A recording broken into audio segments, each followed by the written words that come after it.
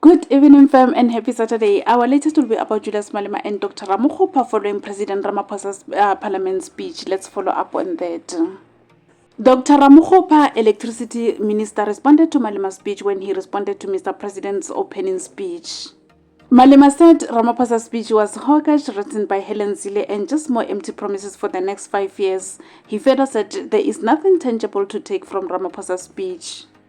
Ramokgopha responded to Julius Malema, and he believes that Julius Malema is making unnecessary noise because he doesn't understand complex issues.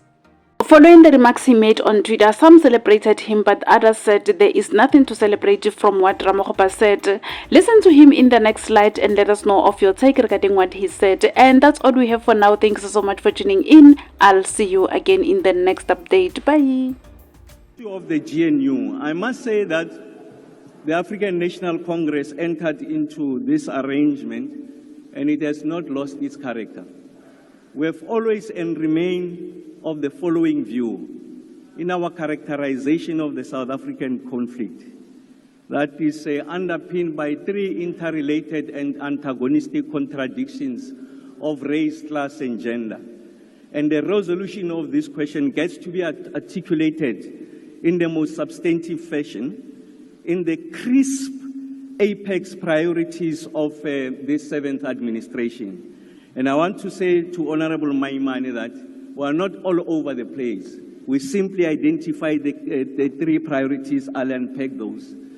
As I confront what I refer to the Malema oxymoron. What do I mean by the Malema oxymoron?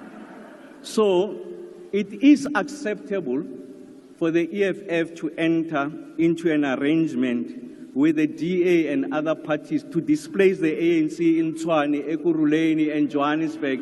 But when we do that, we get to be labeled. The oxymoron goes further. He makes the following point. He says that this is a sellout arrangement. And essentially what President Matamela Ramaphosa delivered yesterday was authored by the Oppenheimers. And then in the same argument, he says, but this is a repeat of what Matamela Ramaphosa has been saying all along. So this articulation really belongs to us. It's the originality of this. So that is the oxymoron I'm referring to.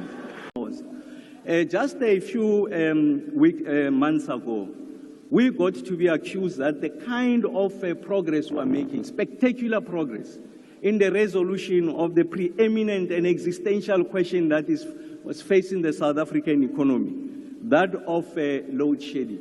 We are accused as we're moving closer to the election, by all quarters, by the way, that this is an election gimmick, that in fact, after the elections, load shedding will come back. And in fact, the leader of the EFF, Honorable Malema, he was even prophetic. And he said on the 29th of May at 10, the lights will go off. We are 113 days today without load shedding.